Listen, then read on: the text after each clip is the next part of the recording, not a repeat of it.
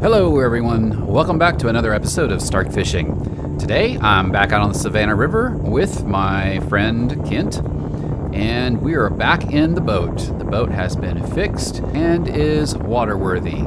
If you weren't aware, I discovered a pretty major ding in my Carolina Skiff back in December. It was bad enough that I was definitely taking on water, which is like the worst thing that can happen to a Carolina Skiff because it's nearly impossible to dry out the internal foam once it gets wet. So rather than pay someone, I decided to do the repair myself, which included laying fiberglass, sanding, and replacing the gel coat. It was a long process, but it led me to doing kind of a restoration of the gel coat all the way around, since there was a considerable amount of oxidation. Needless to say, I'm very pleased with the outcome. So this is where the major ding was at that I had to repair. It is super smooth. My only complaint is, as you can see, when I was sanding down, I actually went a little bit too far and went back down to that fiberglass. So eventually I'm going to have to put just a little bit more gel coat and smooth it down again and cover up that kind of black mark. But it is solid and waterproof, so no problems.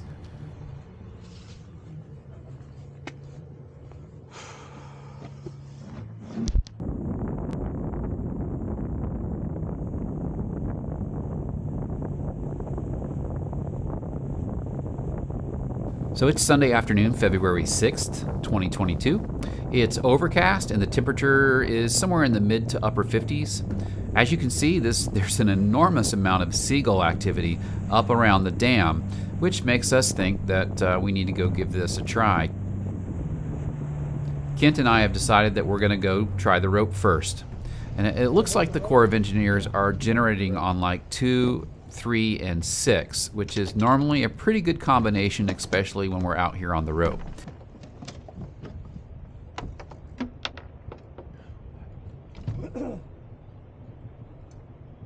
Trolling motor?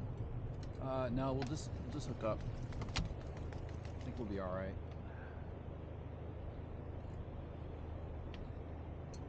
There's barely any current right here.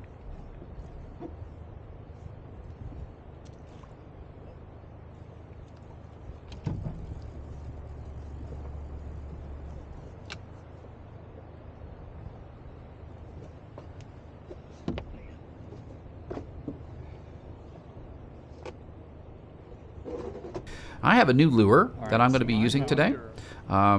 Really looking forward to trying it out. It's an A-rig, and I've never used one before. Now, while I was in Alabama, I noticed that basically every boat that we saw fishing for bass or stripers, they were all using some sort of umbrella rig.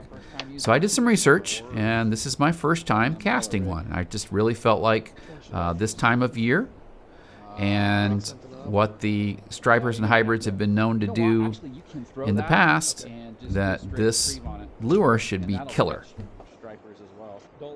Kent is actually throwing a white flex spoon, which has been known to also catch these hybrids and stripers fairly consistently as well. The process, though, is the same. He's still casting it out into the current and then basically just putting enough pressure on it to keep it up off the bottom, and then a slow retrieve back. But it does the same thing that the flukes do. It replicates a injured bait fish coming out from underneath the dam, and when they're biting, it's really difficult for a hybrid or striper to pass something like that up. I was a little disappointed with how far I could cast the umbrella rig. I was really under the impression I was going to be able to heave it all the way across. But I don't know if it's the wind resistance or maybe it's my reel, but for whatever reason, I'm just not getting the distance that I'd hoped to get while casting. So I really wanted to get over on the other side of the current there and just let it kind of come down. But I'm just doing my best, but certainly disappointed in that aspect. So the rope was a bust. We did not, I think maybe Kent thought he might have had one hit. I didn't have any hits on the umbrella rig, so really disappointed there.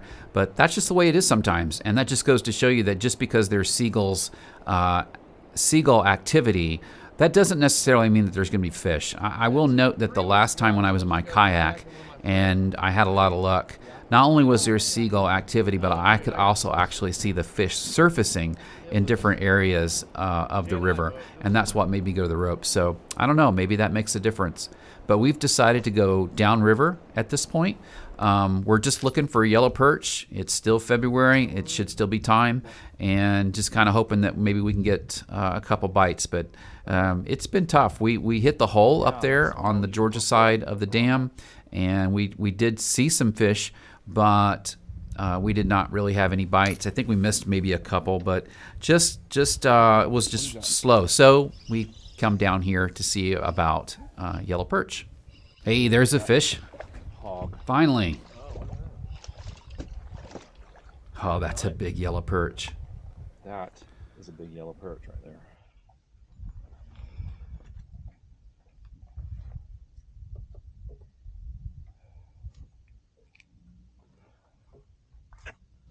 Definitely go for catching some of those.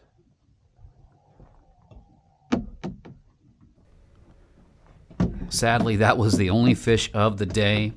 After about 3 hours of fishing, Kent and I did not stick around much longer after that. It was starting to get dark, and just the bite just wasn't on this particular day. But that's all right. That's why they call it fishing.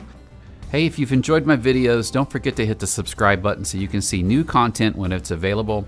Stay tuned because I have a big trip that's planned for Kentucky, and I'll be hopefully filming there and looking to maybe target my first trout. I've never caught a rainbow, brook, or brown trout, and where we're headed, all of those are available along with walleye and sauger. I'm super excited about this trip, so hopefully I'll have some great footage coming up for you guys in the near future. So hang out, stay tuned, and if you see me out of the water, be sure to stop and say hello.